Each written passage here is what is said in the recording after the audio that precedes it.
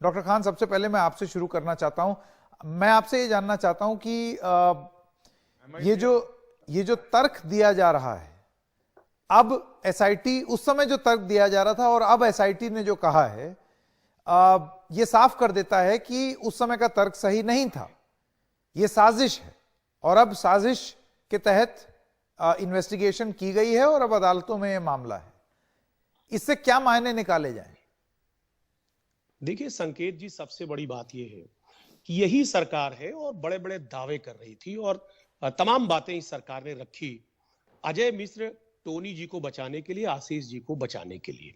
आप देखिए क्या क्या तर्क नहीं दिए गए, लेकिन समाजवादी पार्टी का स्टैंड पहले भी क्लियर था और आज भी क्लियर है कि जिस तरीके से उनके साहबजादे को बचाया जा रहा था और उसके साथ साथ मंत्री जी को बताया गया, आज देखिए आज भी यह स्थिति पैदा है कि जब सारी चीजें क्लियर हो गई, ट्रांसपेरेंट है, आईने की तरह साफ है, उसके बावजूद भी मंत्री महोदय का इस्तीफा नहीं लिया गया। नियत पर सवाल है, क्योंकि सवाल इस बात का कि अगर साजिश, एसआईटी कह रही साजिश थी, तो वो साजिश करता कौन है, यह बात क्लियर होना चाहिए। आखिर साजिश में शामिल कौन थे? क्या उनके बेटे ही शामिल थे? क्या वो मंत्री जी शामिल नहीं थे?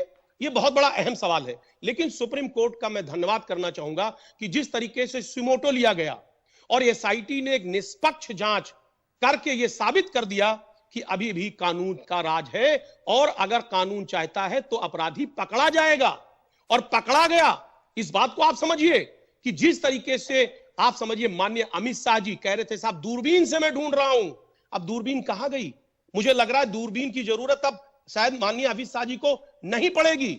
दूसरी बात, मैं संकेत भाई एक बात और बताऊं, माननीय मोदी जी, माननीय योगी जी और अमित शाह जी जिस तरह आप समझिए टेनी जी को पेश कर रहे थे अलग अलग मंचों पे, ऐसा लग रहा था जैसे कि वो कोई नोबेल प्राइज उन्होंने जीता हो। आप समझिए इस बात को कि इस मुल्क में, खासतौर से उत्तर प्रदेश में, आलोक वत्स, मैं आपके पास आना चाहता हूं। आपने सुन लिया समाजवादी पार्टी का क्या कहना है? आखिरी कमेंट डॉक्टर अजीज खान।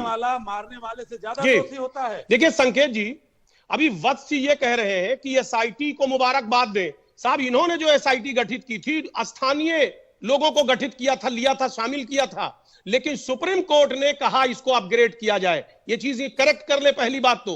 लेकिन इनकी बात से मैं वाकई में इत्तेफाक रखता हूं कि ये नेता है बीजेपी के, आज इनके मन में मलाल है और देश के गृह मंत्री के मन में मलाल नहीं है, प्रधानमंत्री के मन में मलाल नहीं है। एक जो अपराधी किस्म का शख्स है जो दावा करता है, लोगों को उकसाता है, इतने लोगों का मर्डर हो गया, कत्ल हो गया, साहब वो आज तक इस्तीफा नहीं दे रहा है। यह दुख की बात है। तो अब कब तक टिके रहेंगे टेनी, यही सबसे बड़ा प्रश्न